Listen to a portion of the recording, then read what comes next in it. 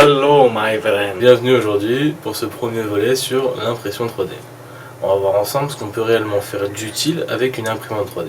Et là, je ne vous parle pas de statuettes pour mamie, ou de crochets, ou de... Enfin, rien de ce genre en tout cas.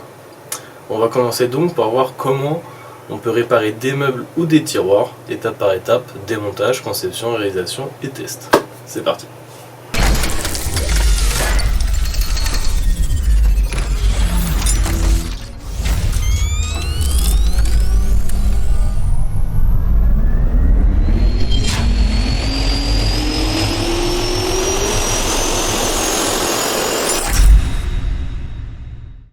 On va donc réparer cette commode. On peut clairement voir que tous les tiroirs sont tordus là.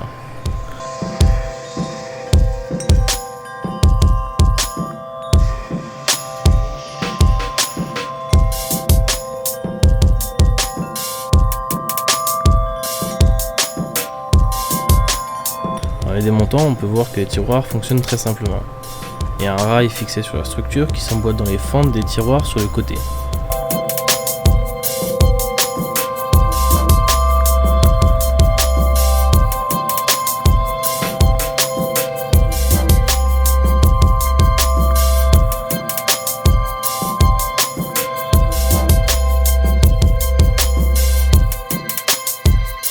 Et là on peut voir qu'ils sont tous cassés.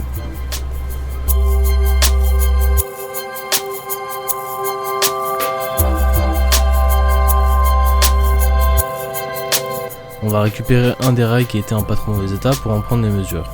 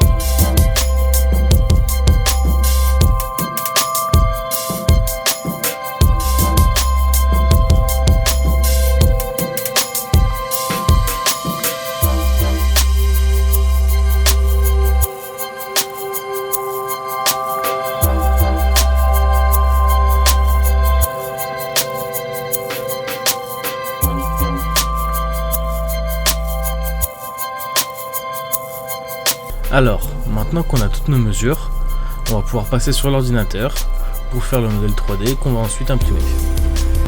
Personnellement, pour des modèles simples comme ce rail, je me sers de Tinkercad, qui est facile et rapide d'utilisation.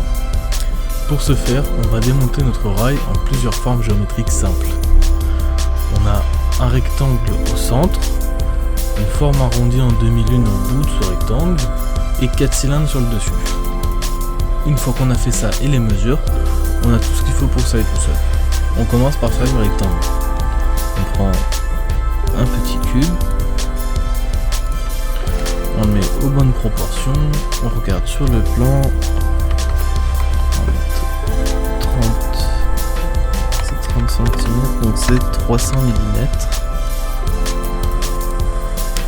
Et en largeur, on avait... mm.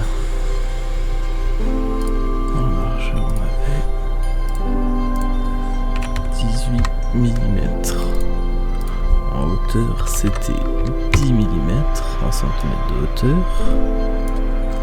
Et voilà, on a notre rectangle. Ensuite, il faut faire le bout arrondi.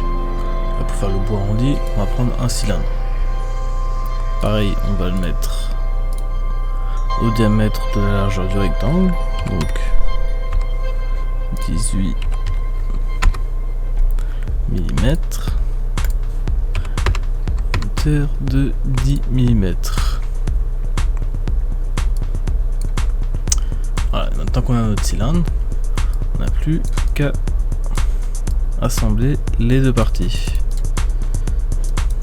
Donc là, on fait comme ça, on les aligne pour être sûr.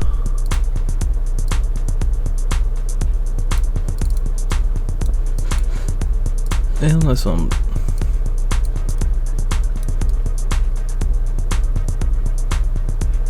On obtient notre rail pas creusé. Alors, une fois qu'on en est là, il nous suffit de faire un copier-coller de ce qu'on a déjà. CTRL V. De diminuer ses dimensions de largeur de 4 mm pour bien avoir 2 mm de bord de chaque côté. Et en hauteur de 2 mm pour avoir encore 2 mm. Une fois ça fait, on le met en perçage, donc pour creuser le rail. On aligne les deux parties dans le sens de la largeur. Et on va faire ressortir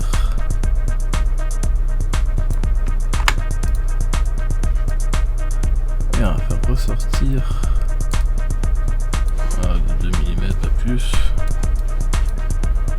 On va tâtonner un petit peu. Heureusement qu'on n'est pas en train de développer un moteur, hein.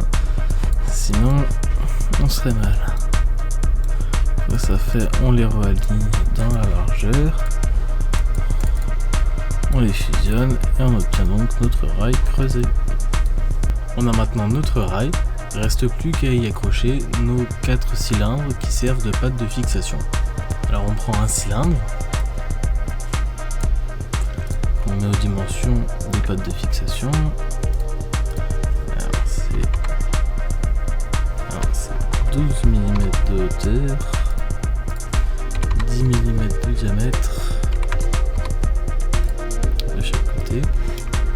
On le prend, on le copie-colle 4 fois, c'est besoin de 4 pattes de fixation. Alors on les met à hauteur. On sait que le rail il fait 1 cm de haut, donc on les fait monter 10 mm. On aligne tous beau monde dans la largeur. Une fois qu'ils sont en hauteur, on les place en respectant les distances qu'on a relevées. Donc le premier au niveau de l'arrondi, il est à 15 cm du bord. C'est pas obligé d'être très précis non plus, parce que le rail ne va pas dépasser. On va mettre là sur le bord. Et ce qui est bien avec Tinkercad, c'est que ça nous indique de combien on le déplace. Donc on va mettre là 15 cm.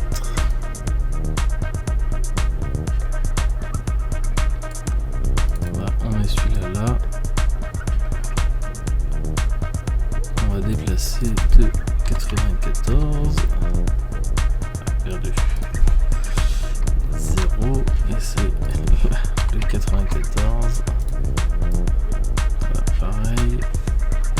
Et voilà pour la conception du rail. Il n'y a plus qu'à le slicer maintenant avec Cura par exemple. Et vous pouvez l'imprimer. Pour ce qui concerne les paramètres d'impression, c'est en fonction des machines et de l'environnement de chacun. En tout cas, moi je vais utiliser du PLA pour sa légère flexibilité. Une autre astuce que je peux vous donner sur Cura, c'est comme là par exemple, mon plateau fait 30 cm par 30 cm. Le modèle fait un peu plus de 30 cm et je ne peux pas l'imprimer. Comment est-ce que je fais? Tout simplement, je le prends et je le tourne à 45 degrés. Après, il suffit de replacer le modèle au centre. On va le faire à la main. Alors on retourne comme ça, on le replace au centre et voilà, vous pouvez le découper et l'imprimer. Allez, let's go, on passe à l'impression.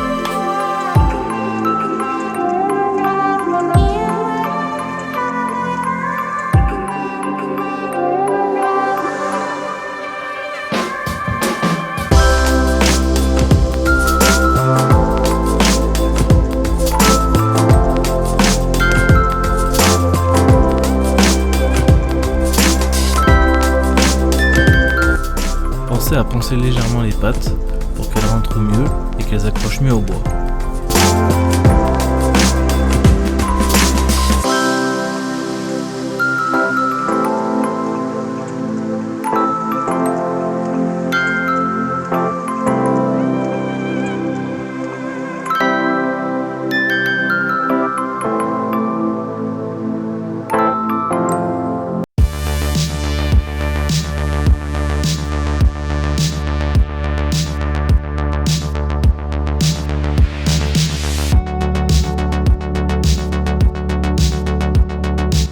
Voilà, c'est tout pour ce premier tuto. J'ai mis 6 mois à faire le montage, donc ce que je peux vous dire c'est que c'est solide. Ça n'a pas bougé, au début il y avait quelques craquements à cause des résidus de support, mais maintenant c'est nickel. N'hésitez pas si vous avez des commentaires ou des remarques, si vous auriez préféré que je m'attarde sur certains points. Je vous remercie, bonne journée, bonne impression.